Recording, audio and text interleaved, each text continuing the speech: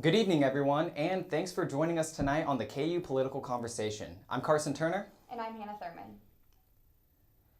So President Trump gave his first State of the Union address last night. He touched on the opioid crisis, MS-13, immigration, and other prominent issues that the government is facing currently.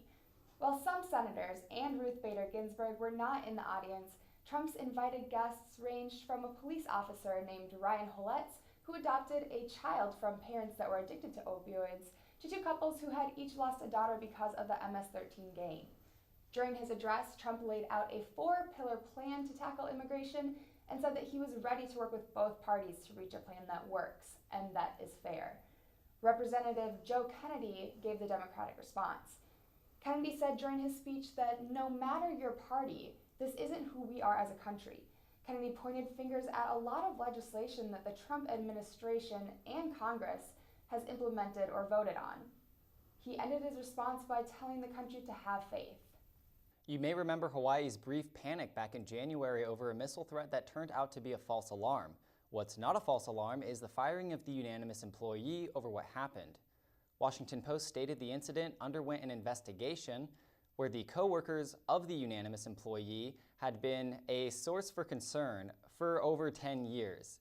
The investigation claims the false alarm went out for a number of reasons, including insufficient management controls, poor computer software design, and human factors.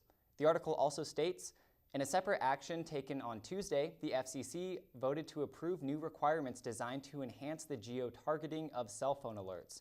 The move is also aimed at making the distribution of alerts more accurate so that those outside of an emergency area will not receive warnings that do not affect them.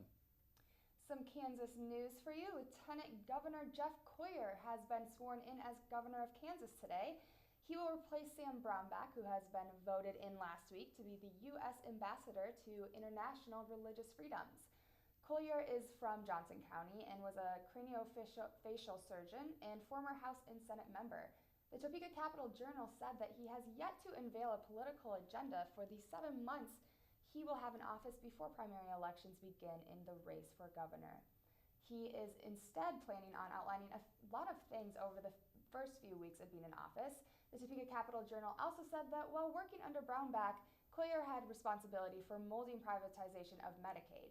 He supported the 2012 tax reform bill that eliminated the state income tax on about 33,000 business owners and lowered individual income tax rates, which was a controversial bill signed into law by Brownback.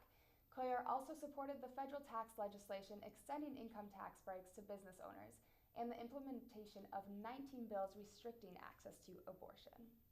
Psychologist at the University of Toronto, Jordan Peterson, has become somewhat of a celebrity recently. His interview with the UK network Channel 4 News uploaded an interview with Peterson 2 weeks ago that now has over 5 million views. His Patreon receives over $65,000 monthly in donations, and his YouTube channel recently passed 700,000 subscribers. This is where he uploads his full class lectures, interviews, and frequent Q&As. Peterson's content focuses on people making themselves useful and adopting responsibility, which is what he does in his new book, 12 Rules for Life, An Antidote to Chaos, giving advice including stand up straight with your shoulders back, tell the truth, or at least don't lie, and pet a cat when you encounter one on the street. Peterson's new book is currently the #1 bestseller on Amazon. That is all we have for you tonight. Thanks for watching. I'm Hannah Thurman. And I'm Carson Turner. Have a good night.